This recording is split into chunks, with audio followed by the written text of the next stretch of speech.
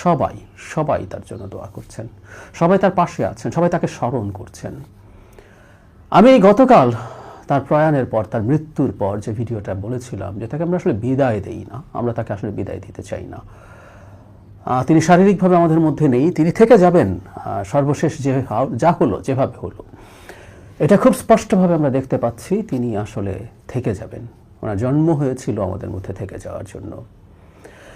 তাই চলে যাওয়াতে সবার প্রতিক্রিয়া, কিছু লোকজনের অত্যন্ত বাজে কিছু মন্তব্যকে সরিয়ে রেখে বলছি, সেটা দেখে বোঝা যায়, সেটা দেখে বলা যায় এই মানুষটাকে কোনো না কোনো ফর্মে ঝামেলা করার জন্য কত রকম চেষ্টা হয়েছে, কত রকম চেষ্টা হয়েছে।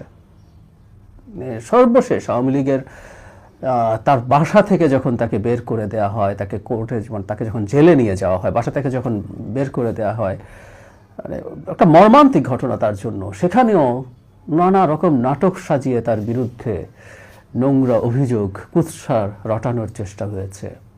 পরবর্তীতে তার লিভার সিরোসিস নিয়ে শেখ হাসিনার মন্তব্য, তার কোর্টে যে গেছে, তিনি আদালতে যে গেছেন এবং শেষে জেলে যে গেলেন, যে মামলায়, যে অরফানেজ ট্রাস্ট মামলা, তারপর চ্যারিটেবল ট্রাস্ট মামলা, মানে এতিমের টাকা খেয়েছেন, এতিমের টাকা খেয়েছেন, মানে উনি কত খারাপ। উনি টাকা চুরি করেন এবং সেটা এতিমের টাকা। তখনও আমরা কেউ কোনোভাবেই এগুলো বিশ্বাস করি না। আমি অনেক সাধারণ মানুষের সাথে মামলার সময় কথা হয়েছে, রিক্সা চালক, সিএনজি চালক, যখন তাকে জেলে নিয়ে যাওয়া হয়, নিজ থেকে অনেকে কথা বলেছেন যে এটা কোনোভাবেই তারা বিশ্বাস করেন না। আওয়ামী লীগের লোকজনকে বিশ্বাস করেন না। এটা একদম পলিটিক্যাল একটা স্ট্যান্স ছিল, মানে তাকে স্টিগমাটাইজ করার চেষ্টা করা হয়েছিল। তো কত রকম অভিযোগ দিয়ে, কত কিছু বলে, কত নোংরা কথা শেখ হাসিনা বলেছে, আওয়ামী লীগের প্রোপাগান্ডা মেশিন বলেছে। শুধু শেখ হাসিনা না, তাদের তো একটা ইকোসিস্টেম ছিল, কোনো না কোনো ফর্মে তারা বলার চেষ্টা করছেন। কিন্তু কোনো কিছুই এই নারীর সম্মানহানি করতে পারেনি, পারে না। এরকম আটার মিথ্যা কখনোই কাজ করে না। মজার ব্যাপার, শেখ হাসিনা আজকে কোথায়, কি পরিমাণ ঘৃণিত, ধিকৃত। আর খালেদা জিয়া সবার সম্মান নিয়ে, সবার তাকে মাথায় রেখে তাকে এই দুনিয়ার জীবন থেকে বিদায় দিয়ে এসছেন। উনি ডিজার্ভ করেন, ওয়েল ডিজার্ভড। এরকম মানুষের, সবাই যে এরকম জাতির জন্য আত্মত্যাগ করলেও এরকম বিদায় পায় সবসময় না, কিন্তু তিনি পেলেন। এটা খুবই সুন্দর। একটা আফসোস আছে, একটা আফসোস রয়ে গেল আমার, সেটা হচ্ছে গণতান্ত্রিক বাংলাদেশে পুরো উত্তরণটা, নির্বাচনটা তিনি যদি দেখে যেতেন। এবং আমি আবারও বলেছি, আগেও বলেছি, তাকে আমাদের আরও দরকার ছিল আমাদের স্বার্থে। তিনি একজন জাতীয় অভিভাবকে পরিণত হয়েছিলেন।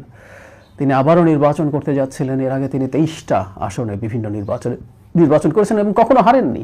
শেখ হাসিনা একাধিক আসনে নির্বাচন করতে গিয়ে হেরেছেন। তিনি এবারও 3টা আসনে নির্বাচন করার কথা ছিল, এটা 3টেই সর্বোচ্চ। নিশ্চিতভাবে তিনি জিতে আসতেন, সেটা 26 হতো। তার চাইতে জরুরি কথা যে বলছি, যে বাংলাদেশ গণতান্ত্রিক বাংলাদেশে প্রবেশ করেছে, যে লড়াইটা তিনি জীবনের শেষ দিন পর্যন্ত করে গেছেন, নিজের স্বাস্থ্যের ঝুঁকি নিয়ে, নিজের জীবনের ঝুঁকি নিয়ে করে গেছেন, সেই লড়াইটার ফলটা তিনি দেখে গেলে সবচেয়ে সুন্দর হতো, খুব সুন্দর হতো। মানে আমি এইভাবে কল্পনা করছি, সরকারের শপথ গ্রহণ হচ্ছে, তাঁর সন্তান তারেক রহমান প্রধানমন্ত্রী হিসেবে শপথ নিচ্ছেন, বেগম খালেদা জিয়া সেখানে উপস্থিত থেকে দেখছেন। এই দৃশ্যটা তার জন্য কতটা প্লিজিং হতে পারত, শুধু ব্যক্তিগত না, জাতির জন্য। ব্যক্তিগত একটা আনন্দ তো থাকবেই। তার সন্তান, তিনিও লড়াই করেছেন দীর্ঘ সময় প্রবাসে থেকে, তিনি টর্চার্ড হয়েছেন চক্রান্তের অংশ হয়ে, তাকেও শেখ হাসিনা চক্রান্ত করে দেশে আসতে দেয়নি।